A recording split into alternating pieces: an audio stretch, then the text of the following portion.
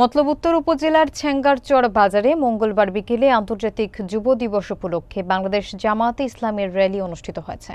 র্যালিটি ছেঙ্গারচর কলেজের সামনে থেকে শুরু হয়ে বাজারের প্রধান সড়ক প্রদক্ষিণ শেষে আবারও একই স্থানে এসে শেষ হয়। বিস্তারিত থাকছে শামীম মিয়াজির তথ্যচিত্রে। র্যালির সভাপতিত্ব করেন বাংলাদেশ জামায়াতে ইসলামীর রোকন এবং মতলব উত্তর যুব বিভাগের সভাপতি মোহাম্মদ ইসমাইল হোসেন খান। প্রধান অতিথি হিসেবে বক্তব্য রাখেন উপজেলা জামায়াতের আমির অধ্যাপক দেওয়ান আবুল বাশার।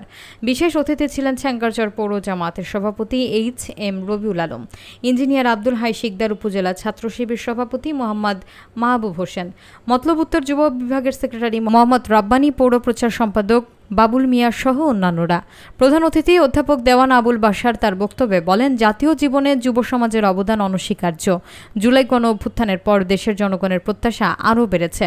যুবকদের প্রতি ইতিহাস সাক্ষ্য দেয়, বিশ্বের বড় বড় পরিবর্তন যুবকদের হাত ধরে এসেছে। বিশ্বব্যাপী চলছে অন্যায়, জুলুম এবং নির্যাতনের তাণ্ডব লীলা। মজলুম মানুষের আত্মচিৎকারে বিশ্ববিবেক কম্পমান। রাজনৈতিক আগ্রাসন, অর্থনৈতিক শোষণ এবং সামাজিক সন্ত্রাস, এগুলো হচ্ছে আমাদের। আজকে মাদকের সয়লাভ প্রতিটি ঘরে ঘরে যেন পৌঁছে গেছে। মাদকের বিরুদ্ধে যুব সমাজকে ঐক্যবদ্ধভাবে প্রতিরোধ করতে হবে। আজকে পেপার খুললি, ফেসবুক ওপেন করলি, দেখি চাঁদাবাজ এবং দর্শনের ঘটনা যেন মানুষের নিত্যদিনের ঘটনা বলে হয়ে দাঁড়িয়েছে।